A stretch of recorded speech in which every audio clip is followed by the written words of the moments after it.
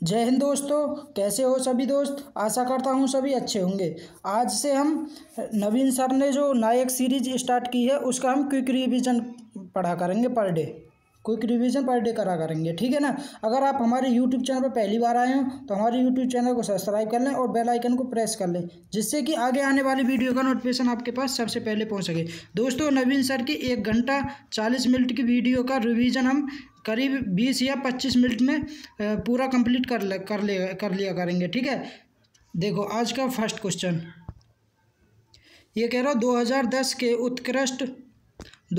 के उत्कृष्ट मूल्य और भेद्यता को देखते हुए यूनेस्को ने देश के एक सदियों पुराने अनुष्ठान नाटक मेदिनीपट्टम को मानवता की अमूर्त सांस्कृतिक विरासत के रूप में मान्यता दी थी। भाई मेदिनीपट्टम ये कहाँ का? केरल का किस राज्य का अनुष्ठान है? केरल का, ठीक है। अगर पूछ ले कि भारत में टोटल कितने अमूर्त सांस्कृतिक विरासत है, मतलब ICH टोटल कितने हैं? 15। अगर पूछ ले कि विश्व धरोहर कितनी है, मतलब वर्ल्ड हेरिटेज कितनी है, तो 42। कितनी? 42। अब 42 हमारी कौन कौन सी है भाई?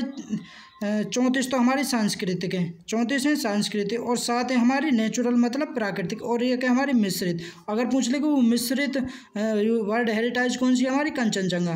कौन सी? कंचनजंगा। नेक्स्ट देखो, अगर पूछ ले कि 2008 में किस किस को अमूर्त विरासत सूची में शामिल किया गया, मतलब ICH में शामिल किया गया, तो 2008 में कुटियाट्टम को, वैदिक जप को और रामलीला, इन तीनों को 2008 में शामिल किया गया, ठीक है। अगर पूछ ले कि 2010 में ICH में कब शामिल किया गया? छऊ, मतलब एक तो छऊ शामिल किया गया है और एक कालबेलिया जो राजस्थान का, ठीक है, और एक मोदियट्टम ये कहाँ का? केरल का, ठीक है। अगर पूछ ले 2016 में किसे शामिल किया गया है? योग को, और 2017 में कुंभ को। अगर पूछ ले 2021 में दुर्गा पूजा को, जो 14वीं ICH है, ठीक है। अगर पूछ ले कि 2000 और सबसे लास्ट की 15वीं ICH कौन सी है हमारी?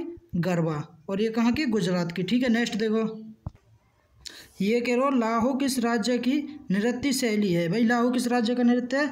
Option number C right answer है। तो किसका? मेघालय का, ठीक है, मेघालय का। अब देखो मेघालय के कौन कौन से नृत्य हैं, देखे नोगकेरेम ये कहाँ को? मेघालय को। बेदीना खल्लम ये भी मेघालय को। साधसुक ये भी कहाँ को? मेघालय को। बांग्ला मेघालय को, और खांसी भी कहाँ को? मेघालय को, ठीक है ना। अगर पूछे केरल के शास्त्रीय नृत्य कथकली और मोहिनीअट्टम, ये शास्त्रीय नृत्य हैं केरल के, ठीक है। नेक्स्ट देखो, ये करो गंगूबाई हंगल का संबंध मुख्य रूप से किस घराने से था? भाई गंगूबाई हंगल का संबंध किस घराने था? किराना घराने से। किससे? किराना घराने से संबंधित है, ठीक है। ये किराना घराना कहाँ पे? मुजफ्फरनगर UP में, ठीक है। अगर पूछ ले किराने घराने के संस्थापक कौन है? करीम खान। और किराने घराने के कलाकार हमें याद रखने, देखो एक तो बलदेव सिंह, अब्दुल वाहिद खान और भीमसेन जोशी और उपेंद्र भट्ट, ये कहाँ के? किराना घराने से संबंधित है, ठीक है। नेक्स्ट देखो, ये कह रहा हरशंकर भट्टाचार्य डैश के उस्ताद, ये उत्पादना उस्ताद मतलब कि मास्टर हैं। हरशंकर भट्टाचार्य किसके मास्टर हैं? किसके? सितार के। Option number D right answer है, सितार से। अब देखो सितार से संबंधित और भी व्यक्ति हमें याद रखने हैं, जैसे कि पंडित रविशंकर, ये किसके? सितार के। निखिल बनर्जी ये भी किसके? सितार के। विलायत खान ये भी सितार के। अरविंद पारेख ये भी कहाँ के? सितार के। किसके? सितार के। अब देखो वायलिन के कौन कौन से हैं? वायलिन के सुब्रमण्यम और के वैद्यनाथम। वायलिन के सुब्रमण्यम और के वैद्यनाथम। और संतूर के हमारे शिव कुमार शर्मा और भजन सोपारी, ठीक है। और सारंगी के हमारे बंदू खान और सुल्तान खान, ये किसके? सारंगी के, ठीक है। नेक्स्ट देखो, ये कह रहा हूँ चिथिराई उत्सव किस राज्य में मनाया जाता है? भाई चिथिराई उत्सव किस राज्य में मनाया जाता है? तमिलनाडु में। किसमें? तमिलनाडु। अब देखो तमिलनाडु में कौन कौन से उत्सव मनाए जाते हैं, जैसे चित्रार्थी भी है भी कहाँ का? तमिलनाडु में। जल्लीकट्टू जैसे बुल फेस्टिवल भी बोले, ये भी कहाँ पे मनाया जाता है? तमिलनाडु में। पोंगल तमिलनाडु में। महामहम भी कौन से? तमिलनाडु। पुंथडू भी ये कहाँ पे मनाया जाता है? तमिलनाडु में। और ये तमिलनाडु का नववर्ष है, कौन सा? पुंथडू, ठीक है। नेक्स्ट देखो, ये करो भारत ने पहली बार हॉकी में विश्व कप का खिताब कब जीता था? भाई भारत ने पहली बार हॉकी का विश्व कप का खिताब कब जीता? 1975। Option number A right answer है। जाओ। और भारत ने सिर्फ भी एक ही बार जीता। कितनी बार? एक बार जीता, ठीक है। अब जब भारत ने विश्व कप जीता तो तब कप्तान कौन है भाई? कप्तान है अजीत पाल सिंह। कप्तान कौन है? अजीत पाल सिंह। और किसको हराया? पाकिस्तान को। कितने? 2-1 से, ठीक है। और ये तीसरा वर्ल्ड कप था, मतलब तीसरे नंबर का वर्ल्ड कप है जो भारत ने जीतो, ठीक है। और आयोजन कहाँ पर हुआ इसका? मलेशिया में। कहाँ पर? मलेशिया में। नेक्स्ट देखो, अगर पूछ ले कि हॉकी का पहली बार वर्ल्ड कप कब हुआ, तो कब हुआ? 1971 में। कहाँ पे? सार्वेलिया, स्पेन में, ठीक है। अगर और तब विनर कौन है? पहले हॉकी वर्ल्ड कप के विनर कौन है? पाकिस्तान। कौन? पाकिस्तान। और उपविजेता कौन है? स्पेन। उपविजेता कौन है? स्पेन। और 2023 में हॉकी का वर्ल्ड कप कहाँ पे हुआ? भारत में। भारत के भुवनेश्वर, उड़ीसा में हुआ हॉकी का वर्ल्ड कप, ठीक है। और विजेता कौन है तब? विजेता है जर्मनी। किसने जीता? जर्मनी में। उपविजेता बेल्जियम, ठीक है। और 2026 में कहाँ पर आयोजन होगा? बेल्जियम और नीदरलैंड में, ठीक है। नेक्स्ट देखो, डैश पंजाब राज्य से संगीत का एक मुख्य रूप है। पंजाब राज्य का कौन सा मुख्य रूप है? कौन सा? Tappa. Option number C right answer है। जाओ, एक तो टप्पा, और भी देखो पंजाब के जुगली, ये भी कहाँ का? पंजाब का। सुहाग भी पंजाब का। लोरियन और धोरियन, लोरियन धोरियन, ये भी कहाँ के? पंजाब के। नेक्स्ट देखो, ये कह रहा दुनिया में सबसे पुराना टेनिस टूर्नामेंट कौन सा है? भाई दुनिया का सबसे पुराना टेनिस टूर्नामेंट कौन सा? Wimbledon. Option number C right answer है, विंबलडन, ठीक है। और इसको कब स्टार्ट किया गया था? 1971 में। कब? 1977 में। कब? 1977 में। और फ्रेंच ओपन को कब स्टार्ट किया गया? 1891 में। और विंबलडन को 1877 में, ठीक है। और यूएस ओपन को 1881 में। और ऑस्ट्रेलियन ओपन को कब शुरू किया गया? 1905 में। 1905 में। अगर पूछ ले कि 2024 में ऑस्ट्रेलियन ओपन पुरुष वर्ग में किसने जीता? जानिक सिनर ने। ये कहाँ के? इटली के। अगर पूछ ले फीमेल वर्ग में किसने जीता? आरियाना साबालेंका ने। ये कहाँ की है? बेलारूस में। अगर पूछ ले युगल मतलब दो जोड़ी थे जो जीते हैं, वो किसने जीता? रोहन बोपाना और मैथ्यू ने। मैथ्यू कहाँ के हैं? ऑस्ट्रेलिया के। रोहन बोपाना ये कहाँ पे? कहाँ के मतलब हमारे भारत देश के हैं, ठीक है।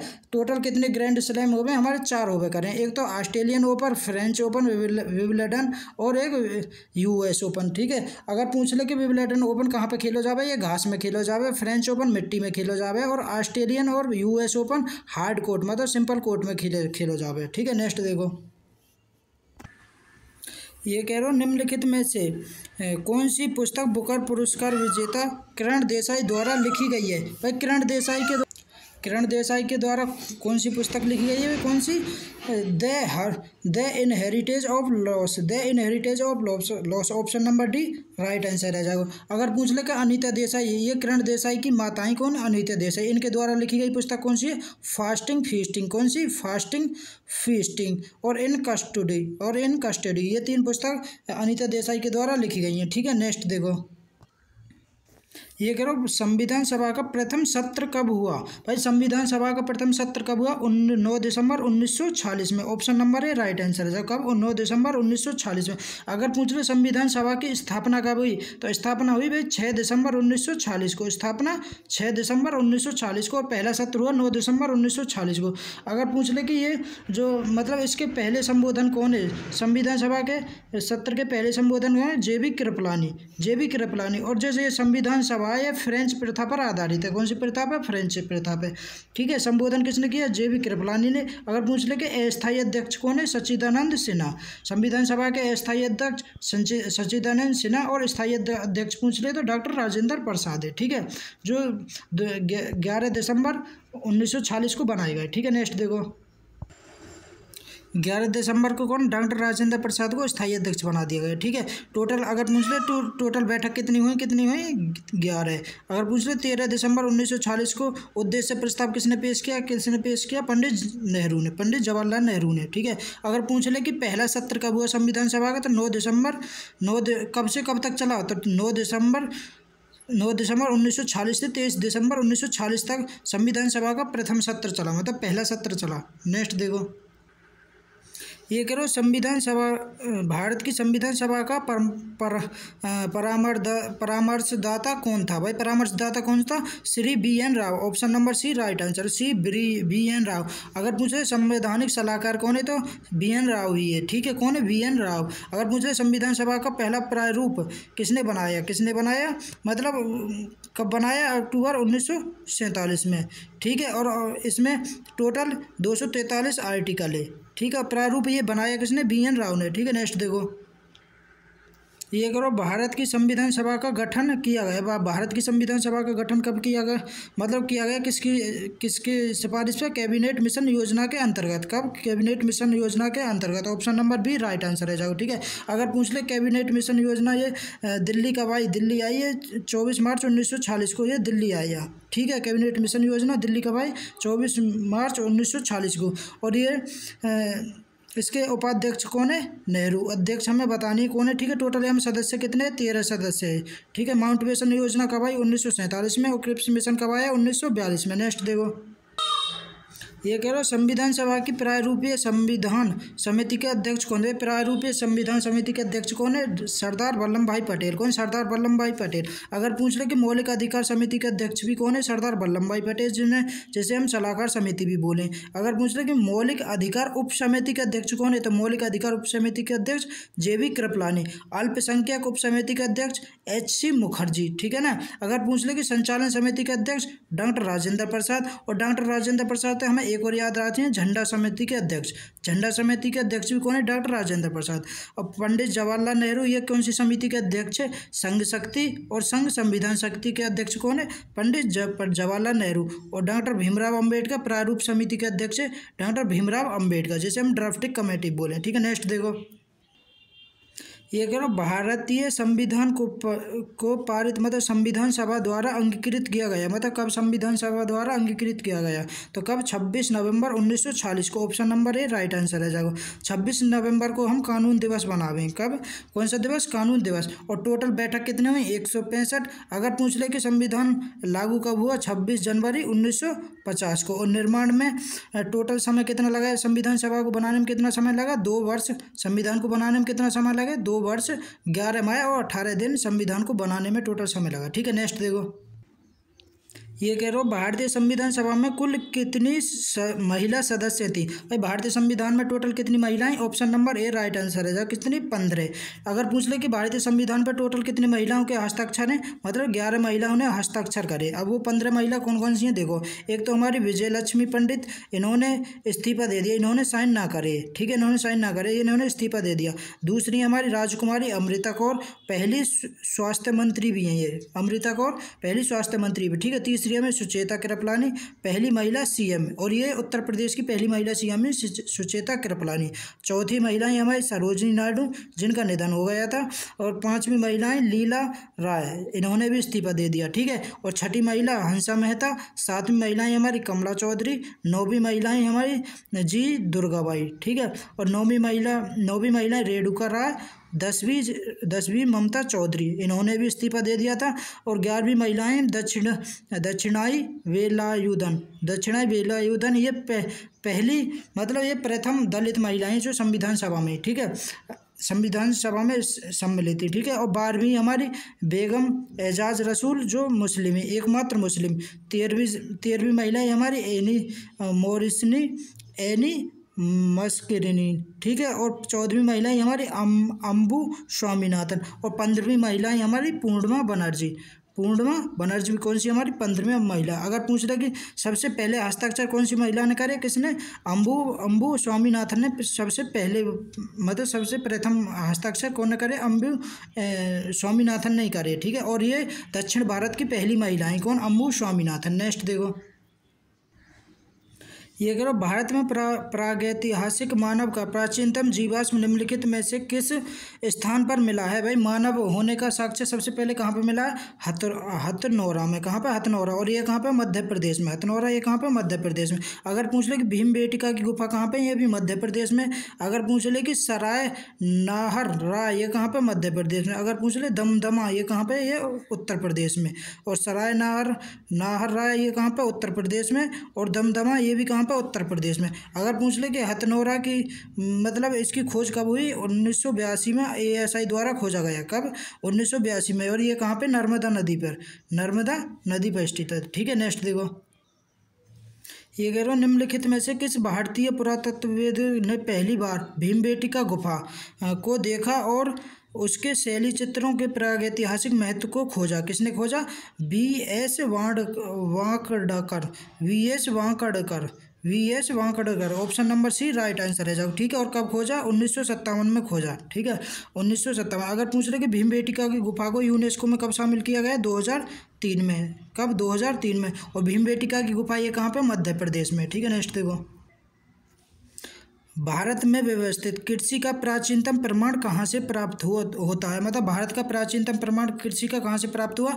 Option number A right answer है जाओ। कहाँ से? मेहरगढ़ से। और ये मेहरगढ़ कहाँ पे स्थित है? पाकिस्तान में। कालीबंगा कहाँ पर स्थित है? ये राजस्थान में। लोथल गुजरात में। और कोटदीजी ये कहाँ पे? पाकिस्तान में। ठीक है, पाकिस्तान में। अगर पूछ ले ये मेहरगढ़ किस नदी के किनारे? बोलवन नदी के किनारे पर स्थित है। ठीक है, और मेहरगढ़ से गेहूं और जौ के साक्ष्य 7000 ईसा पूर्व में खोजे गए। और वर्तमान में लहूदेव यूपी में इतना संत कबीर नगर में स्थित है एक लहूरा देव यहाँ से भी चावल के साक्ष्य खोदे गए और ये 9000 ईसा पूर्व पुराने। ठीक है, अगर पूछ ले कि मेहरगढ़ में स्थायी जीवन का प्रथम साक्ष्य भी मेहरगढ़ से मिला और पालतू भैंस का साक्ष्य भी कहाँ से मिला? मेहरगढ़ से। नेक्स्ट देखो। मानव द्वारा सर्वप्रथम प्रयुक्त अनाज था भाई, मानव के द्वारा सबसे पहले खोजा गया अनाज कौन सा है हमारा? जौ। कौन सा? जौ। और ये 7वीं सदी में खोजा गया। ठीक है, कब? 7वीं सदी में। नेक्स्ट देखो। नवटादोली किस राज्य में स्थित है? नवटादोली किस राज्य में स्थित है? मध्य प्रदेश में। कहाँ पे? मध्य प्रदेश में। अगर पूछ रहे कि लोथल कहाँ पे स्थित है? ये गुजरात में। ये एकमात्र बंदरगाह है। ठीक है, एकमात्र बंदरगाह। अगर पूछ ले रोपड़ किस राज्य में? पंजाब में। धौलावीरा किस राज्य में? गुजरात में। और रंगपुर ये कहाँ पे? ये भी गुजरात में। और बनवाली ये कहाँ पे? हरियाणा में। और अंतरजी खेड़ा ये कहाँ पे? उत्तर प्रदेश में, जहाँ पे लोहे के साक्ष्य मिले। कहाँ पे? कहाँ से? अंतरजी खेड़ा से। नेक्स्ट देखो। भारत के कितने राज्य तटरेखा पर स्थित है? भारत के कितने राज्य तटरेखा पर स्थित हैं? Option number C right answer है साहब। कितने? 9 राज्य भारत की तटरेखा पर स्थित है। ठीक है, वो 9 राज्य कौन कौन से हैं देखो। वो 9 राज्य हैं। एक तो हमारा देखो, पहले देखो हम पश्चिम की तरफ सबसे पहले आ गया हमारा गुजरात। एक तो गुजरात है, एक महाराष्ट्र, और ये यहाँ पे गोवा। गुजरात महाराष्ट्र गोवा, गुजरात महाराष्ट्र गोवा कर्नाटक, और ये केरल। ये तो पश्चिम की तरफ है। और अगर पूछो पूरब की तरफ ये हमारा तमिलनाडु पूरब की तरफ है। तमिलनाडु, आंध्र प्रदेश, उड़ीसा और पश्चिम बंगाल। उड़ीसा और पश्चिम बंगाल। ठीक है, ये कहाँ पे? हमारी पूर्वी तट सीमा पर स्थित है। अगर पूछे समुद्री सीमा में सबसे मतलब पश्चिमी तट पर कौन 5 राज्य है और पूर्वी तट पर 4 राज्य है। और सबसे लंबी समुद्री सीमा किस राज्य की है? गुजरात की। कितनी? 1214 किलोमीटर। और फिर किसकी? आंध्र प्रदेश की कितनी है? 973 किलोमीटर। और तमिलनाडु की 906 किलोमीटर। और महाराष्ट्र की कितनी है? 652 किलोमीटर। और सबसे कम समुद्री सीमा किसकी है? गोवा की। ठीक है, अगर पूछे सबसे लंबी समुद्री सीमा बनाने वाले यूटी मतलब कि केंद्र शासित प्रदेश कौन से? एक तो सबसे बड़ा अंडमान निकोबार और सबसे छोटा लक्षद्वीप। नेक्स्ट देखो। एक और भारत में कन्याकुमारी की अवस्थिति है भाई। भारत में कन्याकुमारी की अवस्थिति कहाँ पे? भूमध्य रेखा के उत्तर में। अब देखो, ये हमारी पृथ्वी ये बीच से हमारी भूमध्य रेखा गुजरे। भूमध्य रेखा से ऊपर ही तो हमारा कौन है? भूमध्य रेखा से ऊपर है हमारा भारत। मतलब उत्तरी गोलार्ध में हमारा भारत स्थित है। ठीक है, तो ये भूमध्य रेखा के ऊपर ही तो स्थित है कन्याकुमारी। नेक्स्ट देखो। ये करो, निम्नलिखित द्वीपों के युग्मों में से कौन सा एक 10 अंश जलमार्ग द्वारा आपस में पृथक किया जाता है? भाई 10 अंश जलमार्ग द्वारा कौन पृथक मतलब अलग किया जाता है? वो कौन सा? अंडमान और निकोबार। अगर पूछ ले 8 डिग्री के द्वारा मालदीव और मिनिको अलग किया जाता है। 9 डिग्री के द्वारा लक्षद्वीप और मिनिको अलग किया जाता है। और 11 डिग्री के द्वारा एमिनो द्वीप और कन्नौर अलग किया जाता है। ठीक है, नेक्स्ट देखो। ये करो, भारत का सुदूरस्थ दक्षिणी बिंदु है भाई। भारत का सुदूरस्थ दक्षिणी बिंदु में सबसे दूर दक्षिणी बिंदु कौन सा है? Indira point. Option number C right answer है जाओ। जैसे हम पिग्मेलियर पॉइंट भी बोले हैं और पार्सन पॉइंट भी बोले हैं। ठीक है, कन्याकुमारी को हम कैप कमोरिन पॉइंट बोले हैं। नेक्स्ट देखो। ये कह रहा भारत में सबसे पहले निम्नलिखित में से किस राज्य में सूर्य दिखाई देता है? भारत के किस राज्य में सबसे पहले सूर्य दिखाई देता है? अरुणाचल प्रदेश में। Option number C right answer है जाओ। ठीक है, और ये इतना सुबह के 4 बजे ही दिखाई दे जावे सूर्य। ठीक है, और ये सबसे पहले अरुणाचल प्रदेश के डोंग गाँव में दिखाई देवे। और जैसे 1999 में खोजा गया। और सबसे मतलब अंत कहाँ पे है सूर्य को? गुजरात में। नेक्स्ट देखो। अंत में कहाँ दिखाई दे भाई? ये गुजरात में। अंत में कहाँ पे? गुजरात में। मतलब कि अंत में कहाँ का मतलब सूर्य अस्त। वो सूर्य अस्त कहाँ पे है? ये गुजरात में है भाई सूर्य अस्त। नेक्स्ट देखो, ये कह रहा भारतीय अर्थव्यवस्था है। भारत की अर्थव्यवस्था कैसी है? हमारी विकासशील अर्थव्यवस्था, ठीक है। और मिश्रित अर्थव्यवस्था कौन सी? मतलब विकासशील अर्थव्यवस्था। और अगर पूछ ले कि विकासशील अर्थव्यवस्था को ही मिश्रित अर्थव्यवस्था बोले, ठीक है। मिश्रित अर्थव्यवस्था कौन कौन सी है? मतलब कि दो उनसे मिलकर बने, जैसे सार्वजनिक और निजी सहयोग अस्तित्व से मिलकर मिश्रित अर्थव्यवस्था बोली जावे, ठीक है। अगर पूछ ले विकासशील अर्थव्यवस्था की पहचान कैसे है भाई? पहचान होगी हमारी कृषि का मुख्य व्यवसाय होगा, विशाल जनसंख्या और असंतुलित आर्थिक विकास और नियमित प्रति व्यक्ति आय और प्रच्छन्न बेरोजगारी, जिसमें ये 5 चीज़ें वो हमारी विकासशील अर्थव्यवस्था, ठीक है। नेक्स्ट देखो, ये कह रहे हो निम्नलिखित में से कौन सा लक्षण भारतीय अर्थव्यवस्था का नहीं है? कौन सा लक्षण नहीं है? प्राकृतिक संसाधन की कमी। नेक्स्ट देखो, भारत में गरीबी का आंकलन किसके द्वारा किया जाता है? भारत में गरीबी का आंकलन किसके द्वारा किया जाता है? नीति आयोग का कार्यदल के द्वारा। नेक्स्ट देखो, ये कह रहा हूँ निम्नलिखित में से कौन सी पंचवर्षीय योजना अपने निर्धारित समय पर प्रारंभ नहीं हो सकी? भाई कौन सी पंचवर्षीय योजना अपने निर्धारित समय पर प्रारंभ नहीं हो सकी? ऑप्शन नंबर डी, 8वीं पंचवर्षीय योजना। देखो, पहली पंचवर्षीय योजना हमारी 1951 से 1956 तक चली, दूसरी 56 से 61 तक, तीसरी 61 से 66 तक। फिर इसमें 1 साल को गैप, फिर 1969 से 3 साल को गैप है इसमें, 1969 से 1974 तक। फिर हमारी 1974 से 1978 तक चली, ठीक है ना। फिर 1980 से 85 तक, और 7वीं पंचवर्षीय योजना 1985 से 1990 तक। अब ये 8वीं पंचवर्षीय योजना 1990 से स्टार्ट होनी, लेकिन ये 1992 से 1997 से हुई। मतलब अपने निर्धारित समय पर स्टार्ट ना हुई। कौन सी? 8वीं पंचवर्षीय योजना। और 9वीं पंचवर्षीय योजना 97 से 2002, 10वीं 2002 से 2007, 11वीं 2007 से 2012 और 12वीं 2012 से 2017 तक स्टार्ट होनी, लेकिन ये 2015 में समाप्त है गई। तो कितनी पंचवर्षीय योजना है चुकी है हमारी? 12। नेक्स्ट देखो, ये कह रहा हो कौन सा सम्मिलित नहीं है? भाई हमें वो बताना जो सम्मिलित ना। तो option number D right answer है, क्योंकि रिक्टर स्केल आर्द्रता से नहीं नापा जाता। रिक्टर स्केल में भूकंप की तीव्रता को नापा जाता है, किसमें? रिक्टर स्केल में। किलोवाट आवर में विद्युत को नापा जाता। सेल्सियस को तापमान को सेल्सियस थे और गुणक को रखते थे, ठीक है। अगर पूछ ले आर्द्रता का मापन हाइग्रोमीटर से, वायुमंडलीय दाब का मापन बैरोमीटर से, वायु वेग का मापन एनीमोमीटर से। नेक्स्ट देखो, ये कह रहा हूँ निम्नलिखित युग्मों में से कौन सा युग्म सम्मिलित नहीं है? भाई कौन सा युग्म सम्मिलित नहीं है? Option number D right answer रह जाएगा। रेडियो एक्टिविटी पदार्थ की सक्रियता, ये सम्मिलित नहीं है। ये इसका एसआई मात्रक क्यूरी नहीं है। इसका रेडियो एक्टिव पदार्थ की सक्रियता का मापन कौन सा? बेकुरल, ठीक है। दाब का मापन एसआई मात्रक पास्कल, लेंस का एसआई मात्रक डायोप्टर, और ऊर्जा और ऊष्मा का जूल। लेकिन रेडियो एक्टिविटी पदार्थ का एसआई मात्रक क्यूरी नहीं है। क्यूरी तो हमारा क्यूरी ना कौन है? बेकुरल है, बेकुरल। नेक्स्ट देखो, ये क्या जल का वाष्प में परिवर्तन कहलाता है? जल का वाष्प में परिवर्तन क्या कहलाता है? भौतिक परिवर्तन। क्या कहलाता है? भौतिक परिवर्तन। भौतिक परिवर्तन का अर्थ है कि वही अवस्था वापस वही मिल जाए। मतलब जैसे बर्फ से पानी बन जाए, पानी से बर्फ बन जाए, तो ये हमारी भौतिक अवस्था है। अब रासायनिक अवस्था कौन सी रही है? रासायनिक अवस्था वो रही जो एक बार बनकर फिर दोबारा वो ही अपने रूप में ना आ सके। जैसे कि दूध से दही, भाई दूध से हमने दही बनाई, दही से हम दूध थोड़ी बना सकें। जैसे फल का पकना, अब फल हमारा पके हुए फल से हम कच्चा फल ना बना सके ना, तो ये हमारी रासायनिक परिवर्तन। और भौतिक परिवर्तन वो हो जो मतलब कि जैसे कि पानी से बर्फ और बर्फ से हमने पानी बना ली। नेक्स्ट देखो, ये कह रहे हो क्षारीय विलयन का पीएच मान होता है सदैव। भाई क्षारीय विलयन का पीएच मान कितना होता है? 7 से अधिक। क्षारीय का 7 से अधिक। अगर पूछ रहे कि अम्लीय का कितना होता है? 7 से अधिक। मतलब अम्लीय का 7 से कम, क्षारीय का 7 से अधिक। क्षारीय का तो 7 से अधिक। अगर पूछ रहे अम्लीय का 7 से कम, ठीक है। अगर पूछ ले कि पीएच स्केल की खोज कौन करी? सोरेनसन ने पीएच स्केल की खोज करी, ठीक है। अगर पूछ ले कि 7, जिसका 7 पीएच मान है वो उदासीन है, उदासीन का 7।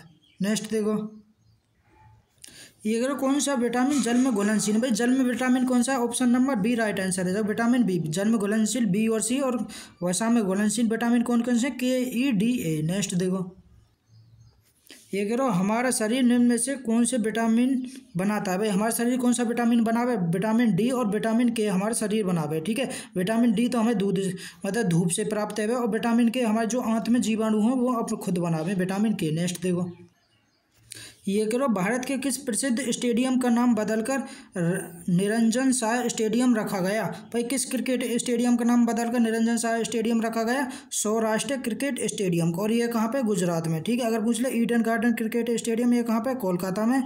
और DY जाटिल स्टेडियम ये कहाँ पे, मुंबई में। कहाँ पे, मुंबई में। और M चिन्नास्वामी स्टेडियम ये कहाँ पे, बेंगलुरु कर्नाटक में। नेक्स्ट देखो, ये कह रहा वैज्ञानिक अनुसंधान के लिए जी बिड़ला पुरस्कार जीतने वाली पहली महिला वैज्ञानिक कौन बनी।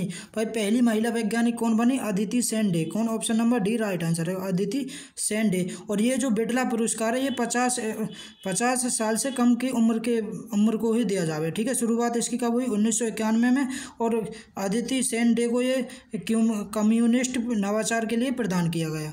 नेक्स्ट देखो, ये करो वर्ष 2024 के दादा साहब फाल्के इंटरनेशनल वर्ष 2024 के Dada Saheb Phalke international film festival award में किस बेस्ट फिल्म का पुरस्कार मिला। किसे बेस्ट फिल्म का पुरस्कार मिला, जवान। Option number D right answer है, किसे, जवान। अगर पूछ ले कि बेस्ट अभिनेता का पुरस्कार शाहरुख खान को जवान फिल्म के लिए, और बेस्ट अभिनेत्री का पुरस्कार नयनतारा को जवान फिल्म के लिए। ठीक है, अगर पूछ ले बेस्ट डायरेक्टर मतलब निर्देशक का पुरस्कार संदीप रेड्डी को एनिमल फिल्म के लिए। और बेस्ट विलन मतलब बेस्ट गद्दार का जो अवार्ड मिला ये किसे मिला, बॉबी देओल को एनिमल मूवी के लिए। ठीक है, नेक्स्ट देखो, ये कह रहा हूँ ICC अवार्ड 2023 के किस पुरुष क्रिकेटर को साल का सर्वश्रेष्ठ खिलाड़ी का पुरस्कार मिला। किसे साल का सर्वश्रेष्ठ खिलाड़ी का पुरस्कार, पैट कमिंस को। Pat Cummins, option number C right answer हो जाएगा। और ये कहाँ के, ऑस्ट्रेलिया के। ऑस्ट्रेलिया टीम के ये कप्तान है, कौन, पैट कमिंस। अगर पूछ ले कि IPL जो है रहे इनमें सबसे महंगे खिलाड़ी कौन खरीदे गए, सबसे महंगे खरीदे गए मिचेल स्टार्क। इन्हें 24.75 करोड़ में KKR ने खरीदा। और दूसरे महंगे खिलाड़ी ये ही हैं, पैट कमिंस। इन्हें 20.5 करोड़ में खरीदा किसने, SRH मतलब कि हैदराबाद ने। ठीक है, अगर पूछ ले ICC अवार्ड में मेंस ODI कौन है, विराट कोहली। और टेस्ट क्रिकेट में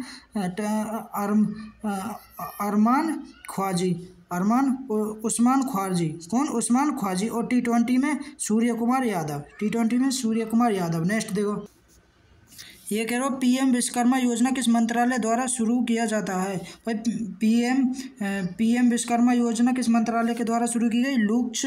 option number C right answer है, सूक्ष्म लघु और मध्यम उद्योग मंत्रालय। सूक्ष्म लघु और मध्यम मंत्रालय के द्वारा PM विश्वकर्मा योजना स्टार्ट की गई। Option number C right answer है। और इस योजना में 15,000 की राशि दी जावे। ठीक है, आर्थिक सहयोग के लिए कितनी राशि दी जावे, 15,000। दोस्तों वीडियो अच्छी लगी हो तो वीडियो को लाइक करें, शेयर करें और कमेंट करें। अगर आप हमारे यूट्यूब चैनल पर पहली बार आए हो तो हमारे यूट्यूब चैनल को सब्सक्राइब जरूर कर लें। ठीक है, हम पर डे नवीन सर की जो मतलब प्रैक्टिस सेट की क्लास आवे उसका क्विक रिवीजन पर डे करा करेंगे। ठीक है, बेस्ट ऑफ लक।